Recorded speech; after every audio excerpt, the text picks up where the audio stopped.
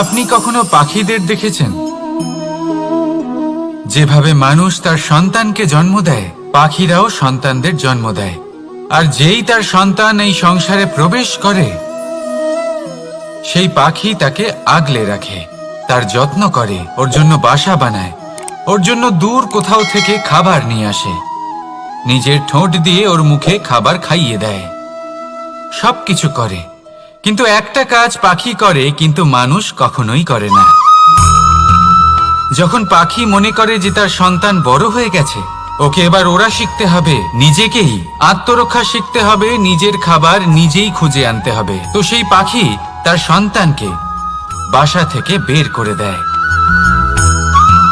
তারপর সেই পাখির সন্তান নিজে উড়তে শেখে, আত্মরক্ষা করতে শেখে এবং আস্তে আস্তে সে আত্মনির্ভর হয়ে ওঠে।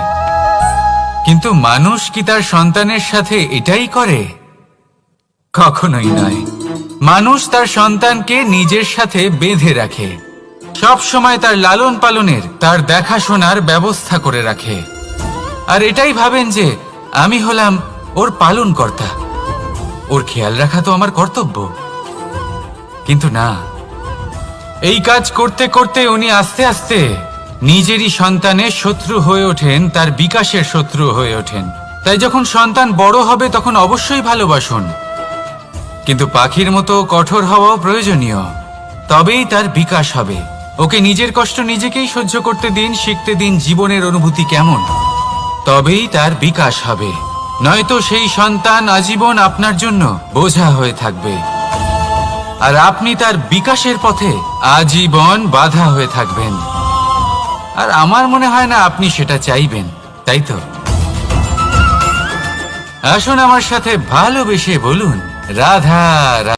লক্ষ্য, পথ আর সাফল্য, এই তিনটেই একে অপরের সাথে জড়িত, কিন্তু অনেকবার মানুষ এদের ঠিকভাবে বুঝতে পারেন না।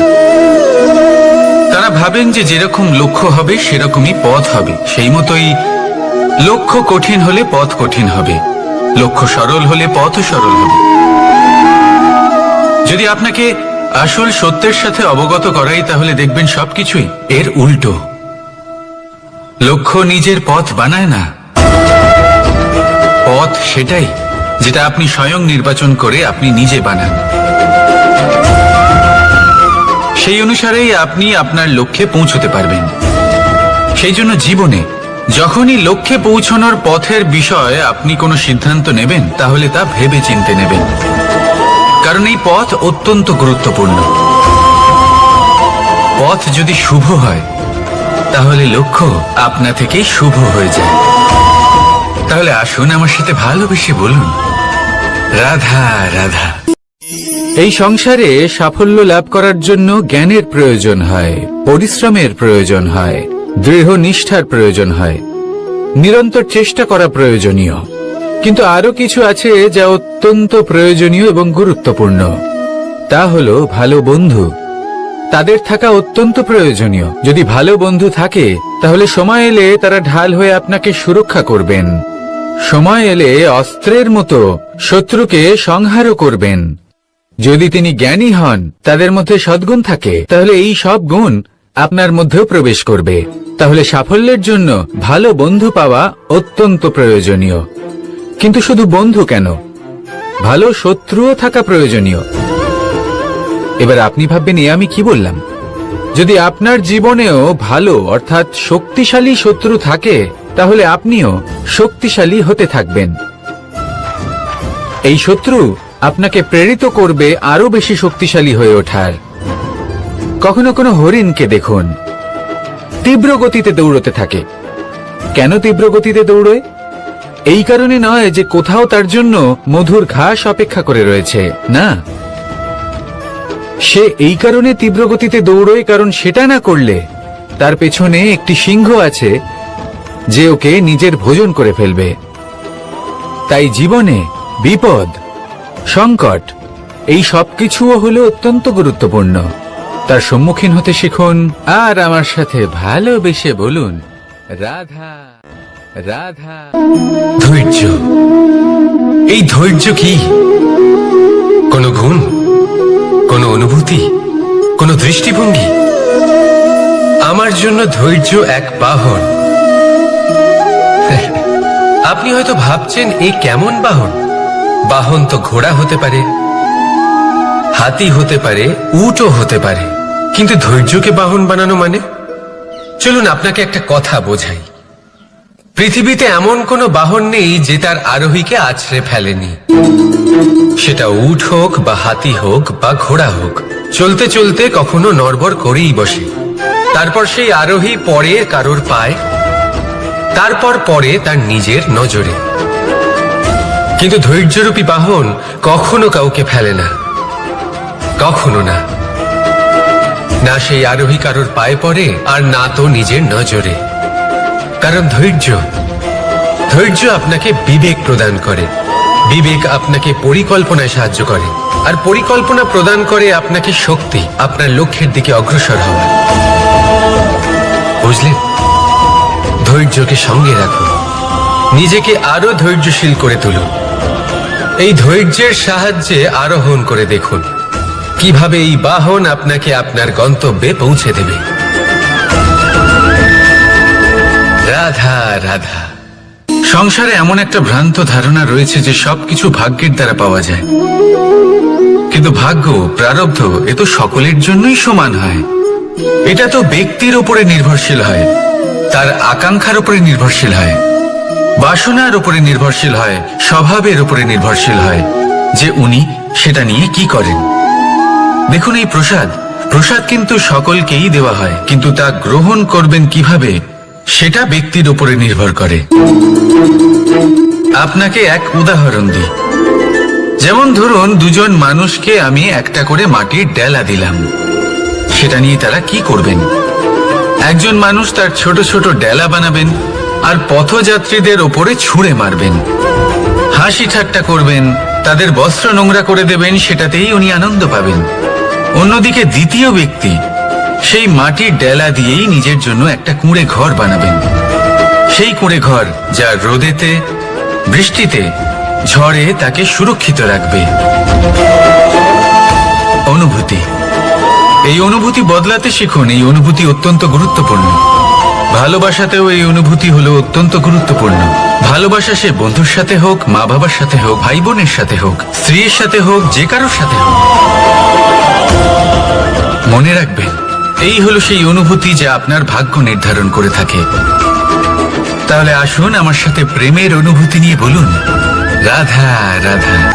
শক্তি এক অত্যন্ত বিচিত্র বস্তু, বা বলতে পারেন অনুভূতি। পিতা সবসময় চান যেন তিনি তার শক্তি পুত্রকে সঁপে দিতে পারেন, যাতে সে শক্তিশালী হয়, যাতে তার মঙ্গল হয়।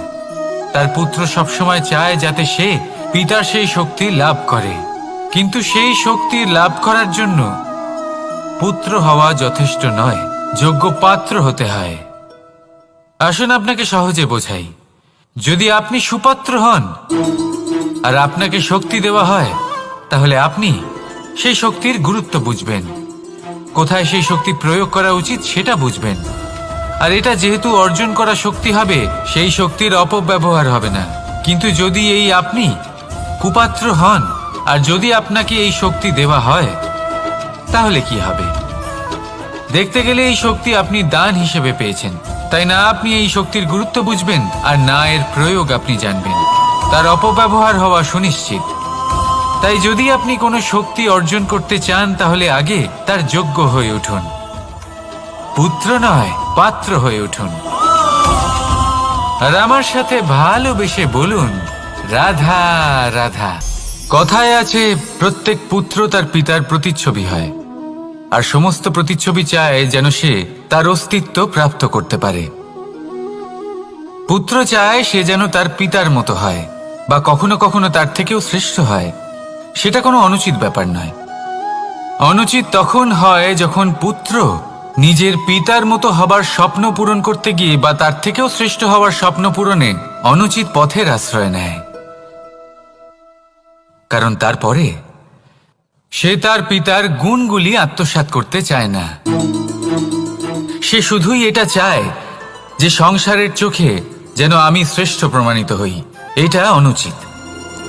সংসারে এমন অনেক মানুষ আছেন যারা এই কারণে শ্রেষ্ঠ হবার চেষ্টা করেন যাতে তার পরিবারের তার পিতার সম্মান বৃদ্ধি পায়। এমনও মানুষ থাকেন, আর এটাই হলো পার্থক্য উদ্দেশ্যের। মনে রাখবেন, যদি আপনার উদ্দেশ্য শুভ হয় তাহলে পথও শুভ হবে, যদি আপনার উদ্দেশ্য অশুভ হয় তাহলে পথও অশুভ হবে। তাহলে নিজের পিতার মতো হবার চেষ্টা অবশ্যই করুন, তার থেকেও শ্রেষ্ঠ হওয়ার চেষ্টা অবশ্যই করুন, কিন্তু মনে রাখবেন আপনার সংকল্প আর আপনার উদ্দেশ্য এই দুই শুভ হওয়া উচিত।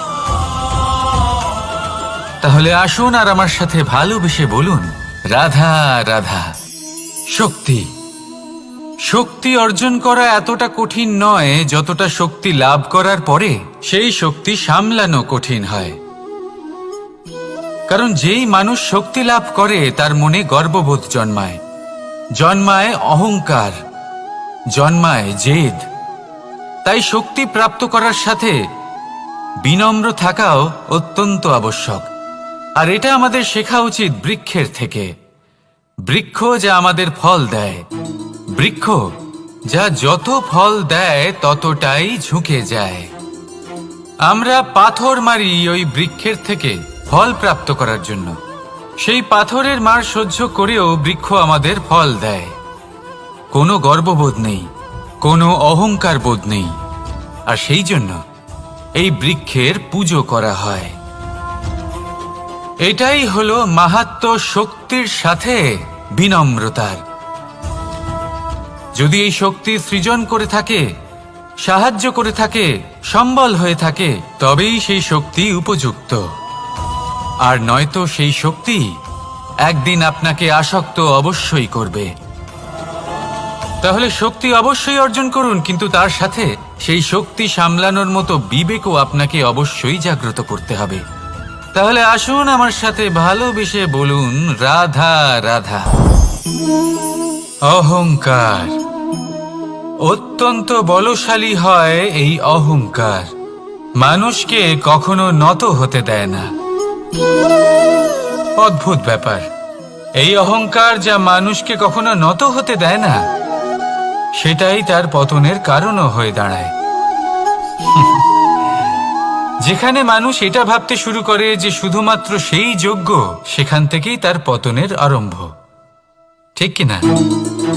দেখুন, যদি কোনো মানুষ এটা ভাবে যে আমি এই সব কিছু করতে পারি, তাহলে তা হলো বিশ্বাস। কিন্তু যদি সে এটা ভাবতে থাকে যে শুধুমাত্র আমি এই কাজ করতে পারি, তাহলে তা হলো সেই ব্যক্তির অহংকার। আর এটা আপনাকে বিনাশের দিকে অবশ্যই নিয়ে যাবে। মনে রাখবেন, যখন আমি আর শুধুমাত্র এই দুই এক হয়ে যায়, সেখান থেকে আপনার পতনের সূত্রপাত হবেই। তাই আপনি কখনোই এই অহংকারের চক্রব্যূহে ফেঁসে যাবেন না। বিশ্বাস রাখুন নিজের ওপর এবং অন্যের ওপরও। আর মনে রাখবেন, বিশ্বাসের মধ্যে বিশ্বের প্রত্যেকটা বস্তু বসবাস করে। তাই এই অহংকারকে ত্যাগ করে ফেলুন আর আত্মবিশ্বাসের ওপর মনোসংযোগ করুন। আর আমার সাথে ভালোবেসে বলুন, রাধা রাধা। মানুষ নিজের জীবনে ঈশ্বরকে খুব মান্য করে, ওনার জন্য কি না করে। ভিন্ন ভিন্ন নামে তাকে স্মরণ করে, তাকে পুজো করে, তার আরাধনা করে। সে জানে যে ঈশ্বর তাকে শক্তি অবশ্যই দেবেন, তাকে সাহায্য অবশ্যই করবেন। কিন্তু যখন প্রশ্ন আসে গুরু এবং ঈশ্বরের, তখন গুরুর মান কখনো কম হওয়া উচিত নয়। কারণ সত্যি বলতে কি, গুরুই হলেন সেই সিঁড়ি যা বেয়ে আপনি ঈশ্বরের কাছে পৌঁছানোর পথ খুঁজে পাবেন। সেই পথ আপনি গুরুর থেকেই পাবেন। গুরু না থাকলে আপনি কখনো ঈশ্বর লাভ করতেই পারবেন না। আর জীবনে অনেক সময় লক্ষ্যের থেকেও অনেক বেশি গুরুত্বপূর্ণ হলো পথ। তাই এই পথের সম্মান করতে শিখুন, অর্থাৎ গুরুকে সম্মান করতে শিখুন। কারণ গুরুই হলেন পরমেশ্বর। তাহলে আসুন আর আমার সাথে ভালোবেসে বলুন, রাধা রাধা। আপনার জীবনে আপনার প্রকৃত বন্ধু আসলে কে? আপনার সব থেকে শ্রেষ্ঠ মিত্র আসলে কে? তিনি যিনি সময় এলে পরে আপনাকে সাহায্য করেন, নাকি তিনি যিনি সময় এলে পরে আপনাকে অর্থ দেন। দেখুন, আমরা হলাম মানুষ, আমাদের জীবনে লেনদেন চলতেই থাকে, এটা আমাদের জীবনের অভিন্ন অংশ। কিন্তু অনেক সময় এমন হয় যে আমরা তাকেই নিজের প্রকৃত বন্ধু বলে মনে করি, যিনি আমাদের একটা বহুমূল্য উপহার দেন, ঠিক কিনা? এবার আপনার জীবনে সেই বহুমূল্য উপহার কোনটা, ওই অমূল্য মিত্র আসলে কে, সেই সিদ্ধান্ত হলো আপনার। কিন্তু যদি আপনি আমাকে জিজ্ঞেস করেন, তাহলে আমার মতে স্বর্ণ, হীরে, মুক্ত, ধন এগুলো বহুমূল্য নয়। বহুমূল্য হলো সঙ্গ, যখন আপনি একা হয়ে যাবেন, সময়, যখন আপনার তাকে প্রয়োজন হবে, সমর্পণ, যখন আপনার বিশ্বাসের প্রয়োজন পড়বে। যে মানুষ আপনার প্রতি এই 3 গুণ প্রদর্শন করেন, যিনি আপনার কঠিন সময়ে আপনাকে অবশ্যই সঙ্গ দেবেন, যখন আপনার প্রয়োজন পড়বে আপনাকে অবশ্যই সময় দেবেন, আপনার প্রতি সম্পূর্ণ সমর্পিত থাকবেন, সেই হলো আপনার আসল মিত্র, সেই হলো আপনার প্রকৃত বন্ধু। কারণ সত্যি বললে, বন্ধুত্বের অর্থই হলো নিজেকে সম্পূর্ণরূপে কারোর কাছে সমর্পণ করে দেওয়া। তাই আপনার সেই বন্ধুর জন্য নিজের প্রাণ উজাড় করে দিন, আর ভালোবেসে বলুন, রাধা রাধা। সংকট, সমস্যা, বিপদ এগুলো তো সকলের জীবনেই আসে। অনেক সময় এমন হয় যে মানুষের জীবনে যখন এমন কোনো বিপদ আসে, তখন সে ভয়ভীত হয়ে পড়ে, চিন্তিত হয়ে পড়ে, নিরাশ হয়ে যায়। কিন্তু আমি আপনাকে একটা সত্যি কথা বলি, যে আমাদের ব্যক্তিত্বের বিকাশের জন্য, আমাদের নিজেদের লক্ষ্যে পৌঁছে দেবার জন্য এই সংকট, এই সমস্যা এগুলো অত্যন্ত গুরুত্বপূর্ণ। আর এর উদাহরণ আমি নয়, বরং প্রকৃতি স্বয়ং দেবে। আপনি নিজেই ধরিত্রী মাতাকে দেখে নিন। ধরিত্রী মাতা সূর্যের তাপ সহ্য করেন কেন? যাতে পৃথিবীতে যে জল রয়েছে তা বাষ্পে পরিণত হয়ে ওপরে উঠে মেঘ হয়, আর পৃথিবীতে বর্ষা হয়ে ফিরতে পারে, নতুন জীবন দান করে। আর অন্যদিকে পাতা ঝরার মরশুমে কোনো বৃক্ষকে দেখুন, পাতা ঝরার মরশুমে সমস্ত পাতা ঝরে যায়, তারপরে সেই গাছে নবনির্মাণ হয়, নতুন পাতা জন্মায়, সেই গাছ আবার ভরে ওঠে, সবুজে সবুজ হয়ে ওঠে। সেইভাবেই আপনার জীবনেও সংকট এবং সমস্যা এগুলো তো আসতেই থাকবে, কিন্তু আপনার এগুলিকে ভয় পেলে চলবে না, পিছু হটলে চলবে না, নিরাশ হলে চলবে না, বরং দৃঢ়তার সাথে, সাহসের সাথে তার সম্মুখীন হতে হবে। যদি আপনি এটা করতে শিখে যান, তাহলে আপনি দেখবেন যে এই সমস্যা, এই সংকট, এই বিপদ আপনাকে শক্তি প্রদান করবে। আসুন আমার সাথে ভালোবেসে বলুন, রাধা রাধা। প্রকাশ কার মধ্যে থাকে? সূর্য। শীতলতা কার মধ্যে থাকে? চন্দ্রমার মধ্যে। এবার যদি সূর্যের মধ্যে প্রকাশ না থাকে কি হবে? অন্ধকার। যদি চন্দ্রমার মধ্যে শীতলতা না থাকে তাহলে কি হবে? মহা অন্ধকার। সবকিছু অন্তরে আছে, শুভভাব আর সত্যতা প্রত্যেকটা মানুষের অন্তরের মধ্যে থাকবেই থাকবে। যদি এটা না থাকে তাহলে জেনে রাখুন কিছুই নেই। যেমন একটা প্রদীপ যা জ্বলছে, যা প্রকাশ দিচ্ছে, অন্ধকারে আমাদের পথ প্রদর্শন করছে। কেন জ্বলে? কারণ ওর মধ্যে একটা সলতে আছে যা জ্বলছে। সলতে কেন জ্বলে? কারণ তার ভিতর ঘি আছে যা ওই সলতেকে জ্বলতে সাহায্য করে। সবকিছুই আমাদের মনের ভিতরেই রয়েছে, ভালো ভাব এবং সততাও। এই নিয়েই কর্ম করতে থাকুন আর জীবনের সামনে এগোতে থাকুন। সমস্ত জীবন আলোকিত হয়ে উঠবে। আসুন আর আমার সাথে ভালোবেসে বলুন, রাধা রাধা। কে পৌঁছানো অত্যন্ত কঠিন হয়। কেউ ভাবেন যে কেন এত কঠিন হয়, কেন এত কষ্ট করতে হয় লক্ষ্যে পৌঁছানোর জন্য? এই লক্ষ্য সরলভাবে কেন আমার কাছে চলে আসে না? চলুন আপনাকে একটা কথা বলি, যদি আপনার লক্ষ্য কঠিন না হয় তাহলে তাকে পাওয়া আপনার পক্ষে অসম্ভব হয়ে উঠবে। লক্ষ্যে পৌঁছানোর এই রাস্তায় আপনি যে কড়া রোদের সম্মুখীন হন, যার থেকে আপনি দূরে পালাতে চান, সেই রোদ আপনাকে প্রেরণা যোগায় যে আপনি এগোতে থাকুন। ভাবুন একজন যাত্রী যে কিনা নিজের লক্ষ্যের দিকে যাচ্ছেন, সেই পথে উনি যদি একটু ছায়া পেয়ে যান আর উনি ওখানে বিশ্রাম নেন, তাহলে তার সাথে তার ভাগ্য গভীর নিদ্রায় সেখানে বিলীন হয়ে যায়। তাই এই পরিশ্রমের করা রোদের থেকে কখনো দূরে পালাবেন না। জীবনে শুধু সামনে এগোতে থাকুন দৃঢ়তার সাথে।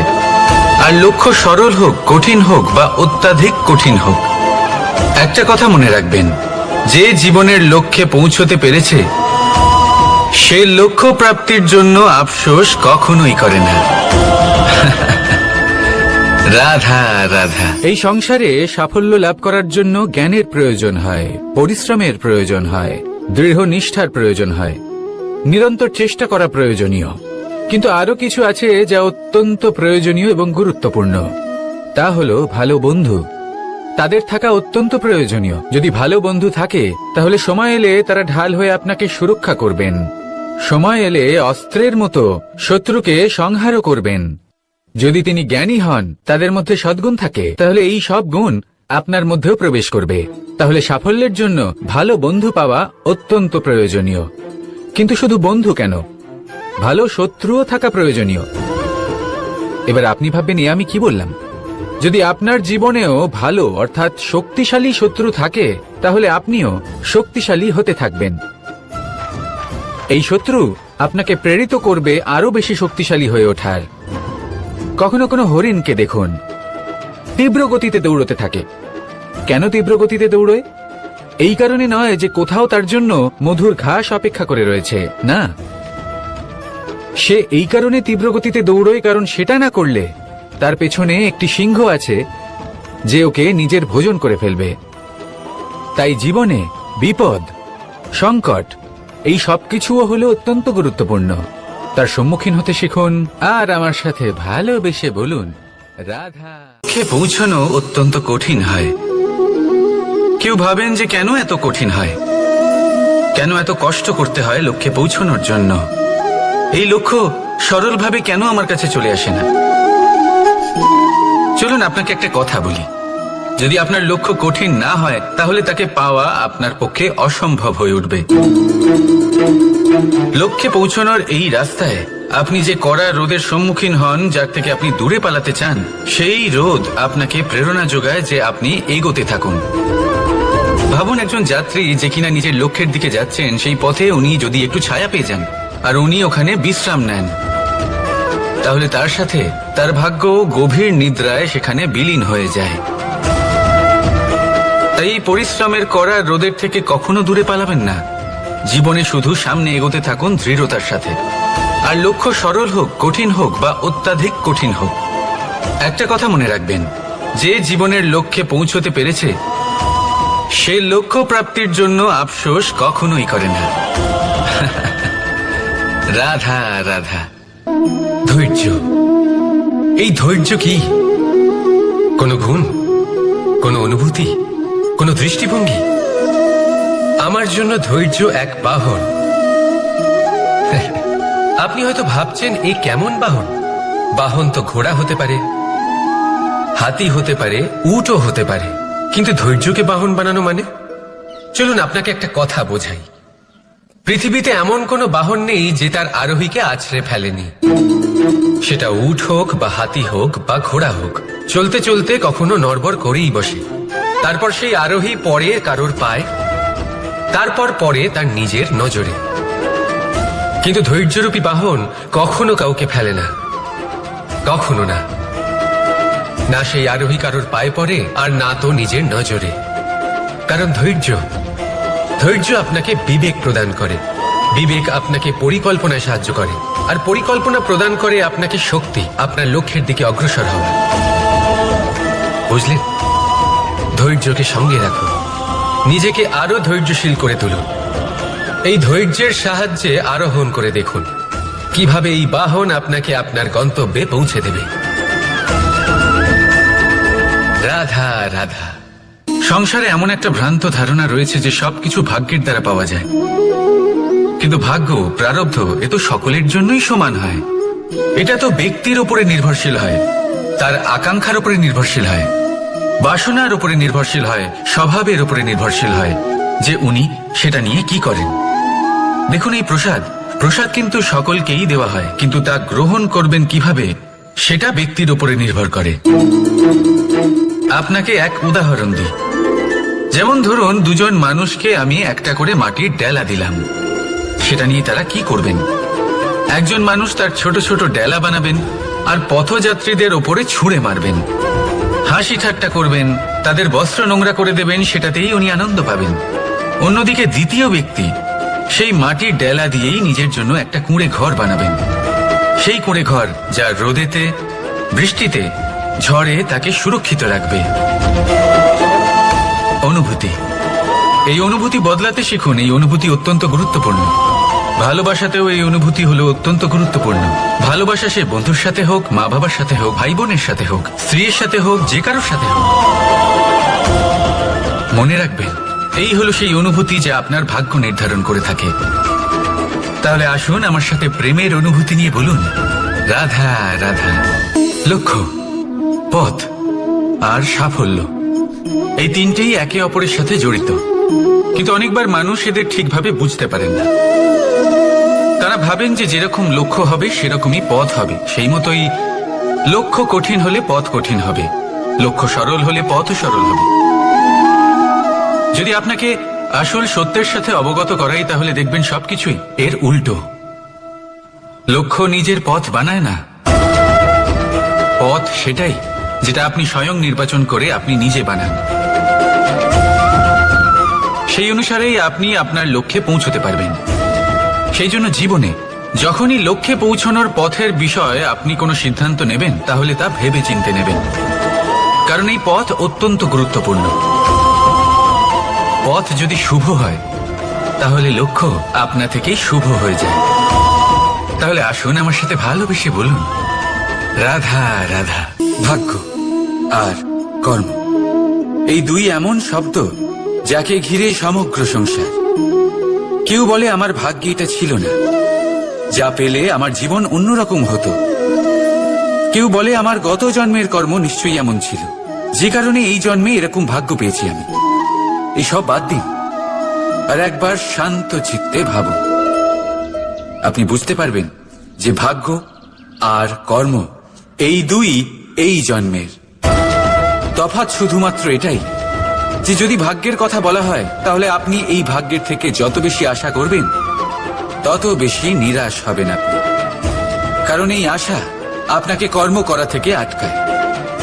যদি কথা বলা হয় কর্মের, তাহলে নিজের কর্মের প্রতি যত বিশ্বাস রাখবেন, তত বেশি সফলতা আপনার কাছে আসবে। তাই একটা কথা মনে রাখবেন, ভাগ্য আপনার কর্ম নির্ধারণ করে না, কিন্তু আপনার কর্ম আপনার ভাগ্যকে অবশ্যই নির্ধারণ করে। রাধা রাধা। নাম কত সাধারণ একটা বিষয়।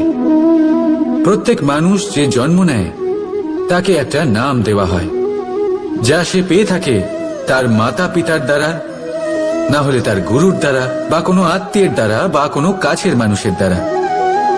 এই নামের সাথেই সে আস্তে আস্তে বেড়ে ওঠে। কিন্তু এটাই কি সেই নাম? এই নামই কি সবকিছু? কখনোই নয়। একটা নাম সেটা যা আপনি জন্মের সময় লাভ করেন, যে নামে আপনি কর্মের পথে অগ্রসর হন। আরও একটা নাম সেটা যা আপনি আপনার কর্মের দ্বারা অর্জন করেন, আর এই নামেই আপনাকে সবাই যুগ যুগ ধরে মনে রাখে। আপনার আসল নাম সেটা নয় যা আপনাকে জন্মের সময় দেওয়া হয়েছিল। আপনার আসল নাম সেটা যেটা আপনি আপনার কর্ম দ্বারা লাভ করেছেন, কারণ সেই লাভের পেছনে প্রচুর প্রয়াস লুকিয়ে থাকে, অনেক পরিশ্রম লুকিয়ে থাকে। কিন্তু যদি আপনি চান যে মানুষ আপনার নাম মনে রাখে, তাহলে আপনাকে কর্মের পথে অগ্রসর হতেই হবে, শুভ কর্ম করতে হবে, অনর্গল চেষ্টা করে যেতে হবে, মহান কাজ করতে হবে, আর বিশ্বাস করুন, আপনি একটা মহান নামের ফল অবশ্যই লাভ করবেন। রাধা রাধা। আমি এখানে একা এই বনে বসে আছি, বাঁশি বাজাচ্ছি। কার জন্য? কে আছেন এখানে? কেউ নেই।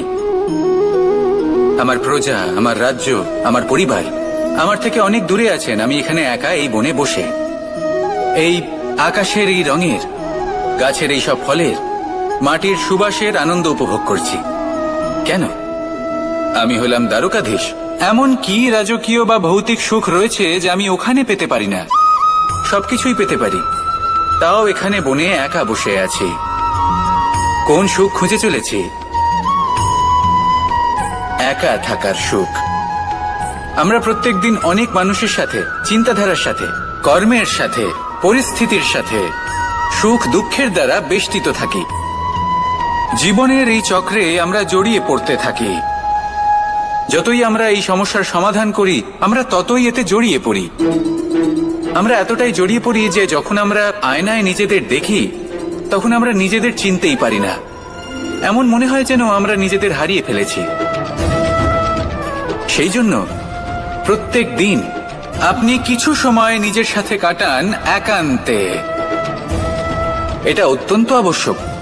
নিজের অস্তিত্বের গভীরে গিয়ে দেখতে শিখুন, নিজেকে বুঝুন।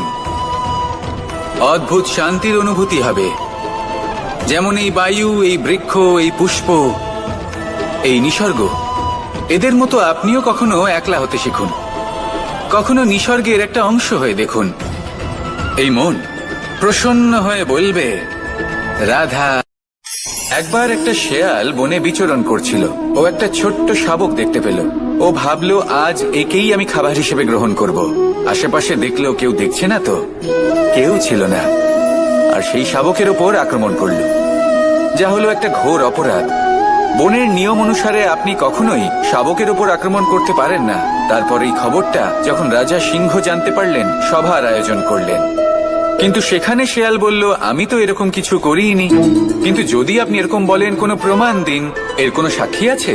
তখন রাজা সিংহ পেঁচাকে ডেকে পাঠালেন, যে সেই মুহূর্তে বৃক্ষের শাখার ওপর বসেছিল। সে সব কিছু দেখেছিল। পেঁচা সব সত্যি কথা বলল, আর শেয়ালকে মৃত্যুদণ্ড দেয়া হলো। এবার এই কাহিনী আমি আপনাকে কেন শোনালাম? কারণ মানুষও কখনো কখনো এরকম কর্ম করেন যা শিয়াল করেছে। এটা ভাবেন কেউ দেখছে না, যখন আমি অনুচিত কর্ম করতেই পারি। কিন্তু না, আপনি যাই করুন না কেন, কেউ না কেউ অবশ্যই তা দেখছে। কোনো ব্যক্তি না হলেও কোনো প্রাণী, না হলে কোনো যক্ষ বা দেব বা প্রেত। যদি এনারা কেউ না দেখেন, তাহলে ধরিত্রী মাতা দেখেন, যেখানে দাঁড়িয়ে আপনি সেই কর্ম করছেন, তাই না? তাই একটা কথা সবসময় মনে রাখবেন, কে দেখছেন কে দেখছেন না সেই বিষয়ে ভাবা ছেড়ে দিন। এটা খুব সহজ কথা।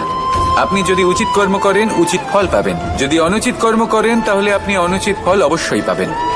সেই জন্য উচিত পথে চলতে থাকুন, উচিত কর্ম করতে থাকুন, আর আমার সাথে ভালোবেসে বলুন রাধা রাধা। বাহ, পুষ্পের সুবাস আমার খুব ভালো লাগে। অত্যন্ত সুন্দর হয় এই পুষ্প। এইভাবে চারিদিকে পুষ্প দেখে মন আনন্দিত হয়ে ওঠে। এবার আপনারা ভেবে দেখুন, আমার চারিদিকে পুষ্প নয়, আগুন আছে। তাহলে কি হবে? আমার শরীর কি জ্বলে যাবে না? অবশ্যই জ্বলবে। শরীরকে কি আগুনের তাপ সহ্য করতে হবে না? অবশ্যই সহ্য করতে হবে। এটাই হলো প্রকৃতির নিয়ম। এই নিয়ম কিন্তু আমরা সবাই জানি, কিন্তু আমাদের মধ্যে বেশিরভাগ মানুষ এই বিভ্রান্তি নিয়ে বাঁচি যে এই যে প্রকৃতির নিয়ম, তা আমার ওপর প্রযোজ্য নয়। তা কিন্তু নয়। আমাদের চতুর্দিকে এই যে নিসর্গ রয়েছে, আমরা তার কতটা ক্ষতি করি সেটা একবার ভেবে দেখুন। আমরা বনাঞ্চল জ্বালিয়ে দিই, বায়ু দূষিত করি, জল দূষিত করি, প্রাণীদের হত্যা আমরা করি। কেন? এই নিসর্গ আমরা নষ্ট করি, যদিও আমরা জানি যে আমরাও হলাম এই নিসর্গেরই অংশ।